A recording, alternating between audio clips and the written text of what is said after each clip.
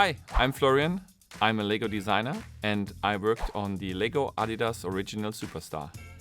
So, in the box you get the LEGO Adidas Superstar, which comes with a nice stand and first time of all a shoelace, which is a very new element we put in there. And you can build the shoe from the right side, but we also included additional pieces. So if you're up for a nice challenge, you can get the additional building instructions online and build the left side of the shoe. So the shoe is something we really took care to reproduce the exact features of a real shoe. We wanted to have the option that you can open it up slightly like a real shoe, fold up the tongue, have a nice look inside, and then you close the shoe like a real shoe and lace it up.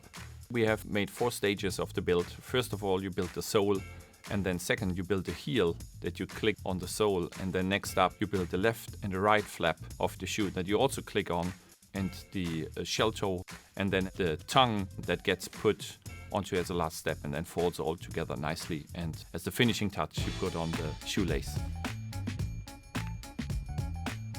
So we have made a very special box for this shoe, something we never did before. It's actually a real shoe box in form and size, and we really wanted to give it the impression of containing a real shoe, but then with a kind of a twist in design. And the team put a lot of effort in there to make it work with the Lego bricks in there, but then also giving that same feeling that you unbox a shoe, but still with Lego bricks inside and having a very nice wrap for that. I think the biggest challenge that we had with this product was we never did a shoe before. So what's the angle you take on that? And how do you reproduce that with totally static, mostly square bricks? So that was kind of a challenge to try to translate that organic shape into bricks, but then also make it a good building experience and then make it also sturdy so that you can still move parts on it. It needs to be flexible when you put the shoelace in, because some people may pull it harder, some people may pull it lower. So to have all these criteria in there, I think that was one of the biggest challenge.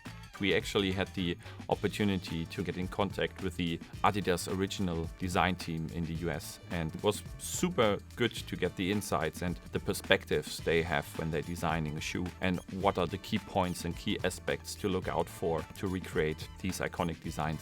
We have 2 new elements that are very interesting to mention, I think. One of it is the 5x5 new dome element that we use for the shell toe in the front, and it has in this case printed lines on it, but it will probably be seen in the future in more sets to come. And I think it's a great element, especially for our builders out there, to create very nice structures, nice organic shapes, building domes, all kind of these things. And then we have the shoelace, and the shoelace is something we never did before, totally fresh, and I'm already very curious to see what our fans will build and create with that interesting part of the shoe.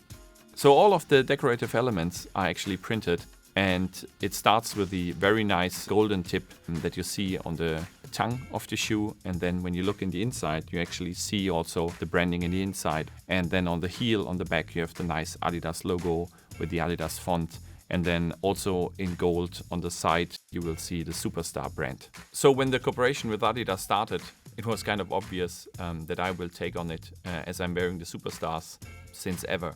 I think I started wearing them when I was 16 years old.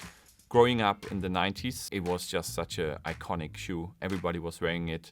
I can remember people modding the shoe, putting the big laces on there in a lot of vibrant colors. So I think doing the shoe with also the option that you can keep the laces off is a very nice homage to that time and the music related to that. So I think the coolest part that we achieved with this product was actually we managed to get this very complicated organic product translated into the Lego system and the Lego DNA. I think that was definitely the thing we are in the end the most proud of. For everyone who wants to become a Lego designer, I would always say keep on building and be passionate. I think that's the thing that drives the most of us here.